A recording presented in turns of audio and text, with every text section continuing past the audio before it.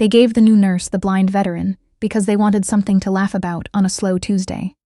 Welcome back to Steady Badge's Stories. I'm glad you're here. If you're the kind of person who believes that quiet people are worth paying attention to, this one is for you. Hit like, subscribe if you haven't already, and drop a comment telling me where you're listening from tonight. I want to know how far these stories travel. Now let me tell you about Fiona Gallagher and the day a bad joke walked straight into something nobody at Ridgecrest Veterans Center was prepared for. Fiona Gallagher had been a nurse at Ridgecrest for 22 days when Phyllis Marsh decided she was ready to be humbled.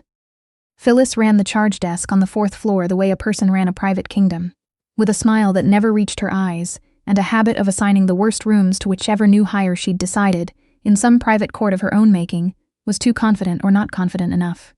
Fiona had made the mistake of being neither. She arrived on time, spoke when spoken to, never complained about the equipment cart that stuck on its left wheel, and accepted every reassignment without argument. That kind of stillness made Phyllis suspicious. Suspicious people looked for ways to be right about what they already believed.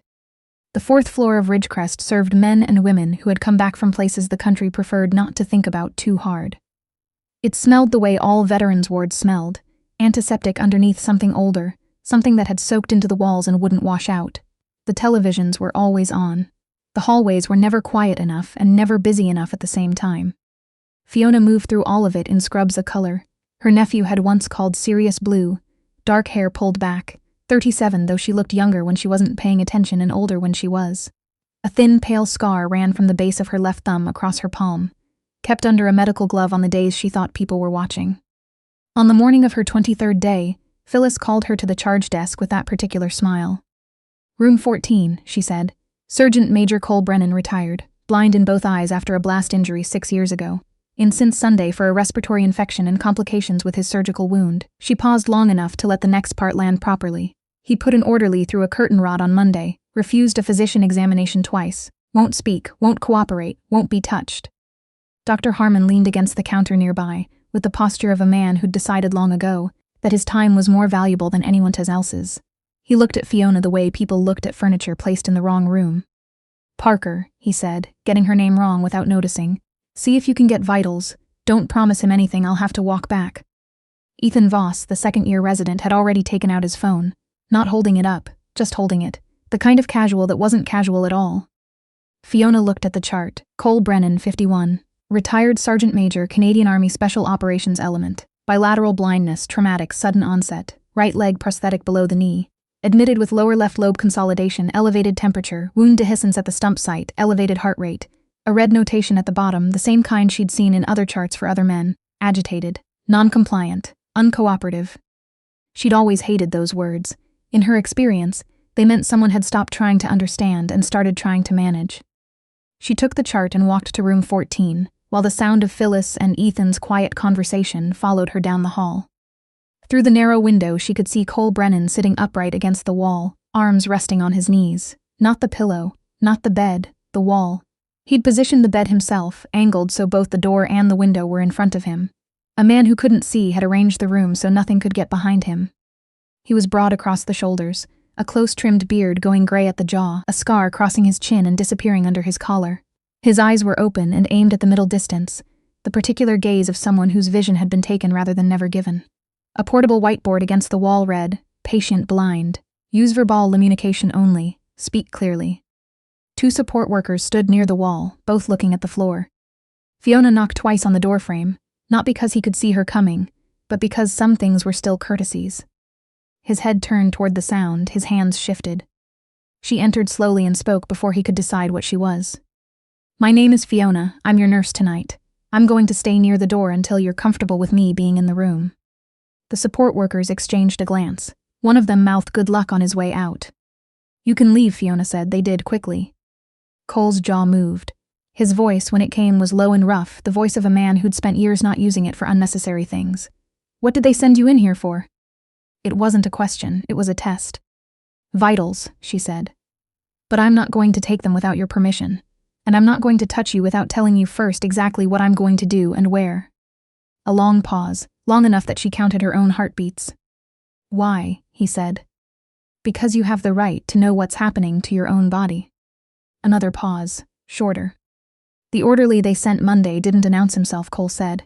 He just grabbed my arm. I heard his breathing first. I believe you. It wasn't the answer he'd expected. She could tell by the way his shoulders changed. The tension not leaving exactly, but redistributing. Something recalculating. You don't sound like a nurse, he said. What do nurses sound like? Like they're apologizing in advance. She almost smiled. I'll try to avoid that. He turned his face toward her voice, head tilted, listening to more than her words, her footsteps, her breathing, the way she occupied the room. His hands moved then, and Fiona went cold, not because she didn't recognize what he was doing, because she did. His fingers pressed against his own knee in a short sequence, not restless movement, a pattern. 3, 1, pause, 2. The old tactile call-in concerns used in places where you couldn't risk sound or light, where you passed information through the only thing you still had contact with, another person, a wall, the floor. She hadn't seen that sequence in 6 years. She'd hoped, in the careful, quiet way of people who bury things properly, that she never would again. Cole repeated the sequence and waited. The smart thing would have been to pretend she hadn't seen it.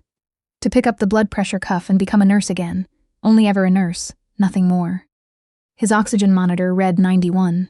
That was the number that moved her hand before her conscience could stop it. She pressed her thumbnail against the back of her own left wrist. 3, 1, pause, 2. Confirmed.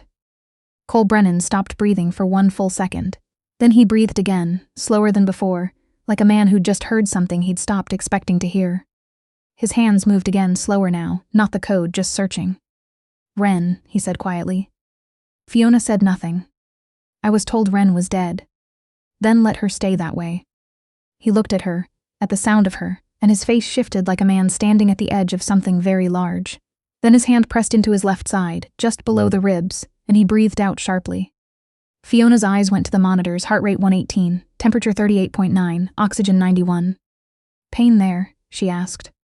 Since yesterday, he said it like a minor observation. Worse when I breathe deep. May I check your breathing? Yes. She moved closer, said left side before placing the stethoscope, waited for his nod. Left side course matching the reported consolidation. Right lower field diminished, not absent, but wrong. She stepped back. I need a physician to look at your imaging again. Harmon already looked, said it was anxiety. He's incorrect. Cole turned his face toward her. You're certain? Yes. His mouth moved once without sound. You always were. She checked the pulse oximeter, 90 now. She picked up the room phone. The door opened before she could dial. Phyllis stood in the doorway with Ethan behind her, his hand resting on the pocket where his phone lived. Why is the curtain drawn? Phyllis asked. Because he asked for privacy. I need Dr. Harmon. Sergeant Major Brennan's respiratory status has changed.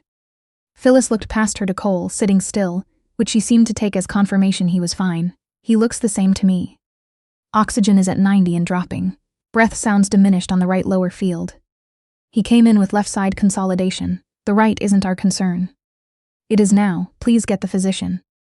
Phyllis's smile returned. Ethan. Ethan called Harmon from the hallway with the energy of someone following a procedure rather than understanding it. Harmon arrived 4 minutes later, irritated at being interrupted for something he clearly considered beneath him. He looked at the chart without looking at Cole. What now? Fiona gave it to him cleanly. Oxygen saturation declined from 94 on admission to 90 in the past hour. Right lower breath sounds diminished. Heart rate 118, up from 102 this morning.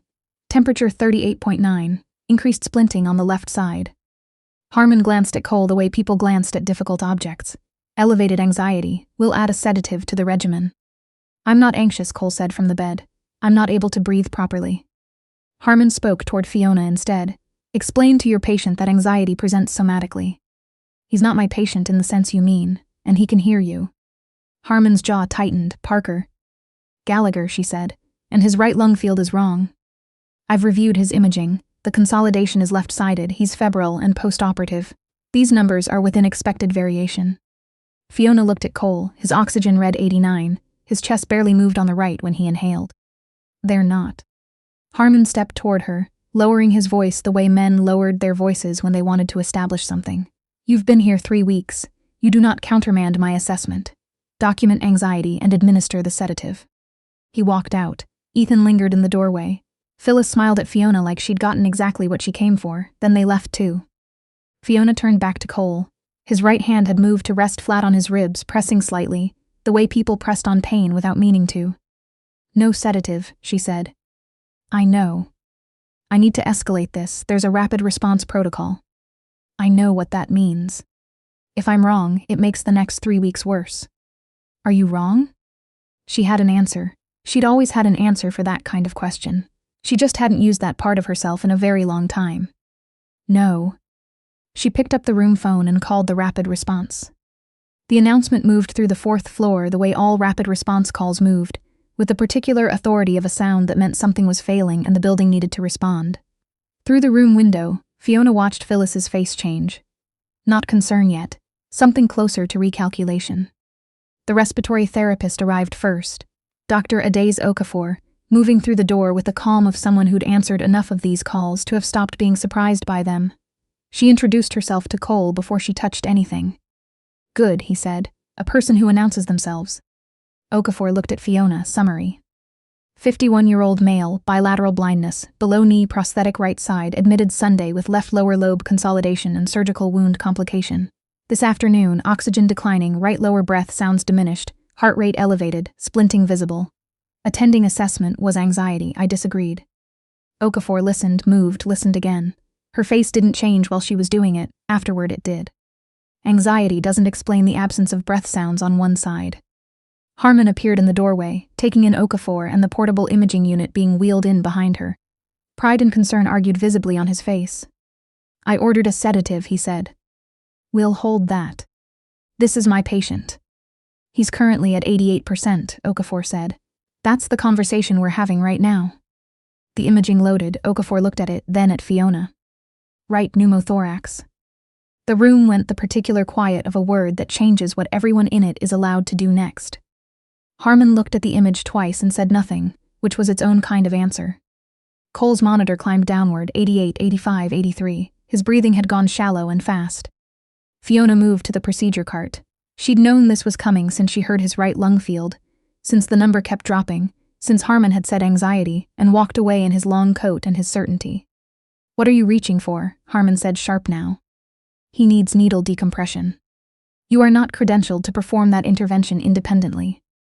The oxygen read 80. Cole's hand found the bed rail, his grip tight. He couldn't see the numbers, but he could feel what was happening in his own chest, and he knew, the way soldiers knew, exactly how much time was left. Fiona, he said. She turned. Do it. Consent noted. Stop, Harmon said. If you touch him, I will have you removed from this building tonight. She has my consent. He's not in a position to. Cole turned his face toward Harmon's voice, an expression that needed no translation. I am a retired sergeant major of the Canadian Army, with full cognitive function, full legal capacity, and bilateral blindness that does not affect my ability to consent to my own medical care. She has my permission. You do not. The room absorbed that. Okafor stepped between Harmon and the bed. Fiona had already cleaned the site, identified the second intercostal space, mid-clavicular line, adjusted for the scar tissue she'd noted earlier. This will hurt, she told him. I've been through worse. I know. She drove the catheter in with controlled force. 1 second passed. Then the hiss came, air releasing under pressure, the sound of something wrong becoming less wrong. Cole's chest rose on the right side, the monitor climbed, 80, 84, 88, 91. Nobody spoke. Good catch, Okafor said quietly. Fiona secured the catheter and stepped back. Her hands were steady. They'd always been steady when it counted. It was afterward that they sometimes weren't. Harmon recovered the way people recovered when pride moved faster than wisdom. This nurse performed an unsanctioned invasive procedure. I want that documented. I want the timeline documented too, Okafor said. Harmon's face colored, a daze. He was at 80, you said anxiety. She said pneumothorax, and she was right. Document what you like, Arthur. I'll document what I saw. A chest tube team was called. Harmon stepped back toward the wall and became a man who was present without being useful, which Fiona suspected wasn't a new experience for him. Cole's color was coming back. He breathed slow and measured, the way she recognized, the way she'd once taught it in a different life, to men who needed to stay calm in very dark places. He found her hand on the bed rail and pressed one finger against her palm. Still you. She pressed back. Still you. He almost smiled. The administrative review room at Ridgecrest was beige in the way of rooms that had never been intended to witness anything interesting. The values posted on the wall, integrity, dignity, service, had been laminated, which Fiona had always thought said something about the relationship between institutions and the things they claimed to believe. The administrator, Mr. Denton, sat at the head of the table with a folder and an expression of controlled discomfort. Harmon sat to his right. Phyllis sat at the far end, hands folded. Ethan Voss had been asked to attend. He sat with his arms crossed and his eyes on the table. Nurse Gallagher, Denton said, please sit. I prefer to stand. Harmon exhaled through his nose. There are concerns about the intervention you performed this afternoon. There are concerns about the intervention that wasn't performed earlier. Denton wrote something. Were you credentialed to perform needle decompression independently? No. Did the attending physician instruct you not to proceed? Yes. Did you proceed anyway? I performed a life-saving intervention with patient consent after the attending physician assessed incorrectly, and the patient's oxygen saturation reached 80%. Silence. You understand our liability here, Denton said. I understand that a man is breathing because someone paid attention. Harmon opened a folder. There's another matter. The patient called you something, a name. Wren. Denton looked up. What does that mean? Ask him. We're asking you. I don't know what he meant, she said. Harmon looked at her. Lie. Fiona turned her head toward him, the way a person turns their head when they've decided something. You should be careful with that word, Dr. Harmon. Or what? Her voice didn't change. That depends on how many more patients you walk away from. Denton put a hand up. We're not here to assess Dr. Harmon's decisions. We should be. Harmon leaned forward. You are not a hero. You are a nurse on probation who performed a procedure she had no authority to perform. Fiona met his eyes. He had been fine. Completely fine. His oxygen was at 94 when I walked in. It was at 80 when I intervened. That took 2 hours. 2 hours of nobody listening to him and nobody listening to me. The authority you're concerned about is paperwork. The authority I'm concerned about was dying in room 14. Nobody moved. The door opened. Okafor walked in with a printed report. I heard there was a review. This is an internal matter, Denton said. It's a patient safety matter. Okafor set the report on the table. Right pneumothorax confirmed on imaging. Intervention at critical saturation was clinically indicated. Patient provided explicit informed consent in full cognitive capacity. Nurse Gallagher acted correctly. Harmon's eyes moved to the wall. Denton read, his expression shifting like a man recalculating something he'd thought was simple. The door opened again. The room stopped. Cole Brennan stood in the doorway in a hospital gown, one hand on the doorframe, the other held out at his side, reading the space. A fourth-floor nurse stood behind him, looking horrified. He told me he needed the bathroom, she said. I turned around and he was all ready. Stop, Cole said. He said it without raising his voice. She stopped. Fiona crossed the room and stood close enough that he could find her without reaching. You should not be walking. He pressed one finger into her forearm. I know where I am. You have a chest tube. I know, he said quietly, for her only. Then he raised his head toward the room and spoke in the voice he used when he meant to be heard. I would like Nurse Gallagher to translate for me. Sergeant Major Brennan, you need to return to your room immediately, Denton said. Translate that. Fiona translated. I'll return when I've said what I came to say. She translated. This woman saved my life. You called her in because you thought it would be funny to watch her fail. I know that because I heard them laughing in the hallway before she opened my door. I heard everything. I always hear everything. Fiona translated every word. Phyllis looked at the table. Ethan's face went pale. Harmon kept his eyes forward and his expression neutral, which was its own form of admission. Cole turned toward the part of the room where he'd placed Harmon's voice. You told her I was anxious while my lung was collapsing. When she told you otherwise, you threatened her career. She intervened anyway. That is not insubordination. That is the only reason you still have a patient to argue about. He swayed slightly. Fiona moved her arm where he could hold it without asking. He pressed once against her wrist. Thank you. She pressed back. Sit down before you rip the tube out. His mouth moved. She thought he might be laughing. Okafor had already called for a wheelchair. Denton stood.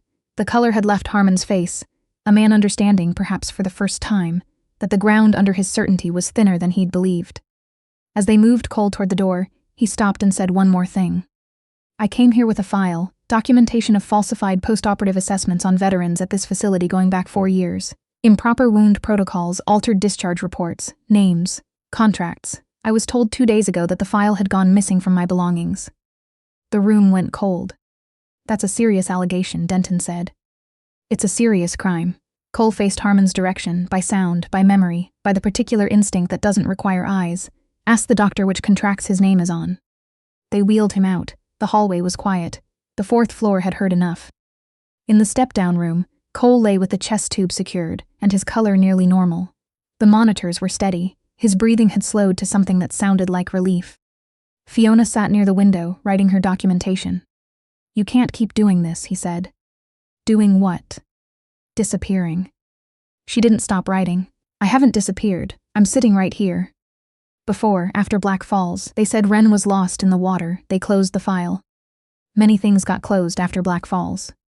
8 people made it out of that facility, because of what you did. 4 people didn't. That wasn't yours. She kept writing. Her left hand stayed still on the table. Under the glove, the scar pulled the way it always did when the temperature dropped.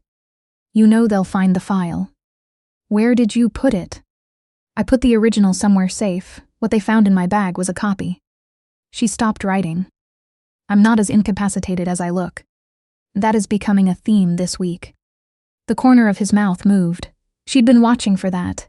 The same tell he'd had in another life, in a dark building with the power cut, when he'd made a joke about the floor plan while they waited to move and she'd had to cover her face because laughing then would have cost them everything. "I need to ask you something," she said. "The file. What does it document specifically?"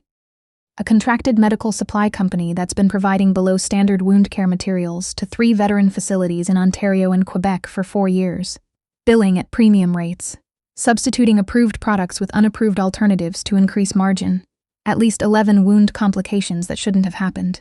2 deaths being investigated as coincidental." He pressed his hand flat on the bed. "My stump isn't healing because the dressings used here aren't what they're supposed to be.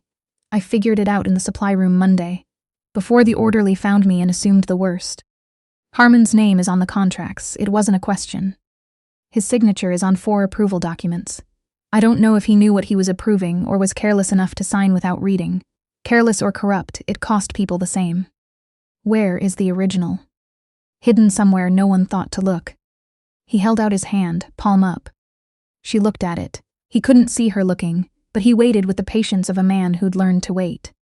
She reached under the hem of his hospital gown's sleeve, where it folded back above the wrist, following the faint crease she'd noticed the first time she'd listened to his breathing.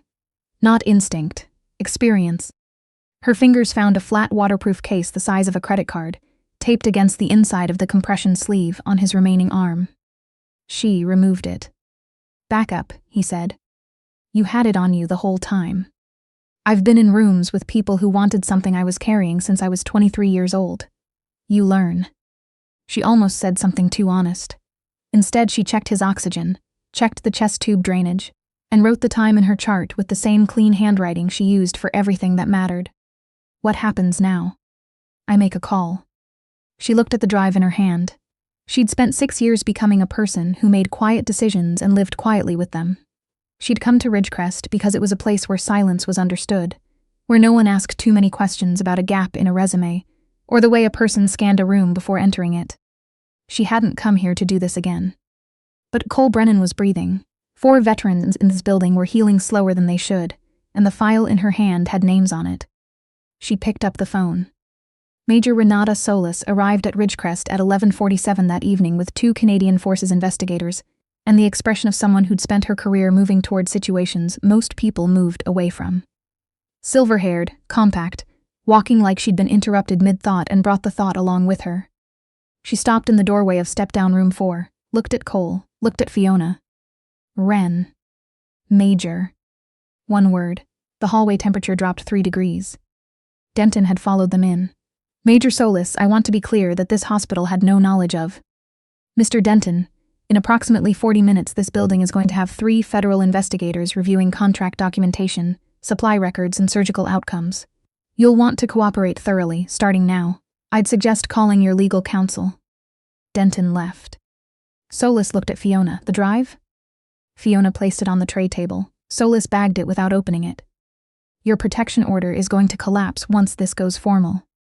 "I know. You'll need to be extracted, relocated."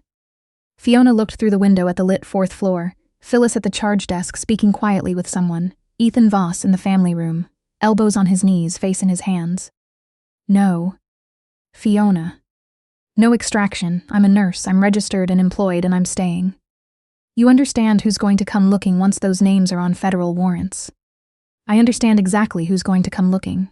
And I understand this facility has 11 veterans with wound complications nobody is managing correctly, a charge nurse who uses new staff as tools, and a physician who couldn't identify a pneumothorax until someone made him. She said, so no extraction. Solus looked at her for a long time. You always were the worst kind of soldier. Which kind? The kind who's right. That's how I knew who she was, Cole said from the bed. The first night they deployed us together, she told the commanding officer his grid coordinates were wrong. In front of everyone, he made her walk it out on the map. She was right to 3 decimal places. That's not the story she told me, Solus said. She was more modest in her version. Both of you have better things to do, Fiona said, and picked up her chart. By morning, Harmon had been suspended pending investigation. The supply contracts had been flagged to the Department of National Defense. Phyllis had been called into an interview with hospital administration expected to last most of the day. Ethan Voss submitted a written statement 2 pages long, ending with, I knew what I was participating in and I'm sorry. Fiona hadn't read the rest. She suspected it was honest. She suspected it had cost him something to write. In the step-down room, Cole sat up with breakfast he hadn't touched yet, which she took as a good sign. People who were declining didn't complain about food. What's happening out there? The building is having a very thorough morning. Good. She adjusted his oxygen and checked the chest tube output. Numbers normal, drainage appropriate, breathing even. You've been doing this for 6 years, he said. Nursing. Hiding. It's not hiding, it's being a person. Both can be true. She didn't answer. She wrote the numbers in the chart and recapped the pen. After Black Falls, he said, when they told me you were gone. I was in the hospital in Germany. I couldn't hear anything.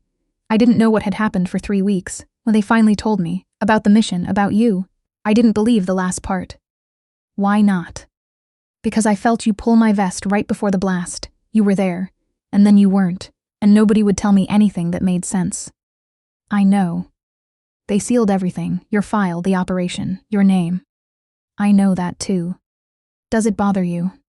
She looked at the monitors, at the numbers now, all doing what numbers were supposed to do. What bothers me is the veterans on this floor who've been healing wrong for 4 years because someone was cutting margins on their wound dressings. That bothers me. And me? You bother me too, obviously. You're my patient and you walk to the administrative suite with a chest tube in. His face did the thing she'd memorized without meaning to, in another life, in darkness and smoke, when everything depended on the next 30 seconds. I woke up in Germany and I couldn't hear, and the first thing I understood was that the person who'd stayed calmest when everything went wrong wasn't there anymore. That was the worst part, not the silence. That. The room was very quiet. I came back, she said. You did. 22 days ago, technically. I was here on the 4th floor for 3 days before you were assigned to me. I know, I saw your chart. You could have asked for a reassignment. Yes. Why didn't you? She looked at him. He couldn't see her looking. He waited anyway. Because you needed a nurse who understood what it means to sit against the wall and watch every door. Is that the only reason? That's the reason I'm giving you for now. The corner of his mouth moved. Get some sleep. I never sleep. I know, try anyway. She turned toward the door. His hand found the edge of the tray table, not reaching for her, just resting near where she'd been standing. The way a person rests a hand somewhere, after learning not to hold too tight, without yet deciding what to do about that habit. She paused at the door. Cole. Yes. When you're discharged, the wound clinic here on Tuesdays is going to have different materials next week. It won't be what it was. Is that a promise? It's a fact. I'm joining the supply review committee. You and committee work. People keep giving me reasons. She left. 3 weeks later, the 4th floor at Ridgecrest looked the same from the elevator. Same long hallway. Same veterans in the chairs. Same coffee that was never quite right. Inside, things had changed. The supply contracts with 3 vendors had been suspended and referred to the Federal Procurement Integrity Office. Harmon was on extended leave pending an independent review. Phyllis had accepted a transfer to a non-clinical administrative role. Ethan Voss had been placed in a mentorship program under Okafor's supervision. His note to Fiona had ended with, I recorded you for 2 minutes before I put my phone away. I'm not sure I deserve credit for putting it away, but I want you to know I did. She thought about that for a while. Then she thought about what he'd do with the next room he walked into, and that mattered more. The new wound care materials arrived on a Thursday. Fiona signed the delivery herself. Okafor found her in the supply room, holding 2 coffees. The committee wants to recommend mandatory communication training for patients with sensory impairments. Actual training, not a laminated sheet. Good. They want someone to design the curriculum. I know a sergeant major with relevant opinions. Okafor smiled. He's being discharged Friday. Fiona noted that without responding to it. You're not going to make this easy, are you? Make what easy? The part where people find out you're remarkable. I'm a nurse. You're also Ren. The word sat in the supply room among the properly approved dressings and the new oxygen equipment. Ren is a classified designation. The file is sealed. The file may be sealed. The person is standing in front of me. That person is a nurse. Full stop. Okafor handed her the coffee. Full stop. Fine. But do you know what they're calling you on the 3rd floor? I'd rather not. The one who listened. Fiona looked at the coffee. That's all it was. Gallagher. That's everything it was. On Friday morning, Cole Brennan was discharged from Ridgecrest Veterans Center. He stood at the entrance with his prosthetic seated correctly, his jacket buttoned, his bag over one shoulder. A transport was coming in 12 minutes. Fiona came down because Okafor had told her the time and had done so deliberately. Cole heard her footsteps when she was still 20 feet away. Those are your shoes. Yes. You came. I'm on shift in 40 minutes. Of course. She stood beside him. Outside, the Ottawa morning was gray and cold and real.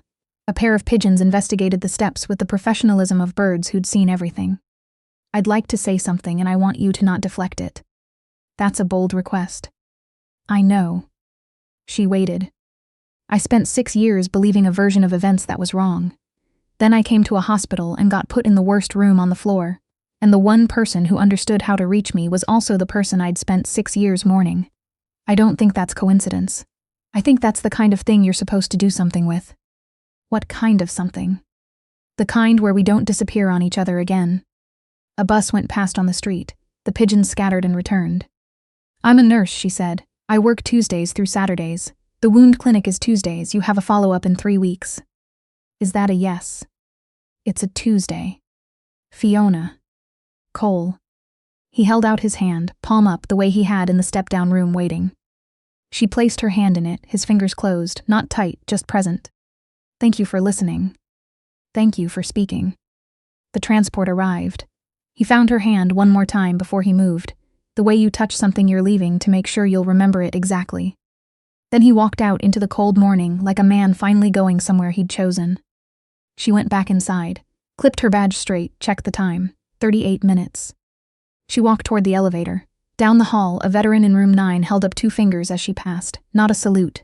Recognition, she returned it the same way. The elevator opened, she stepped in. And the badge on her chest still said exactly what it had always said. Fiona Gallagher on, no rank, no file number, no call sign. That was enough.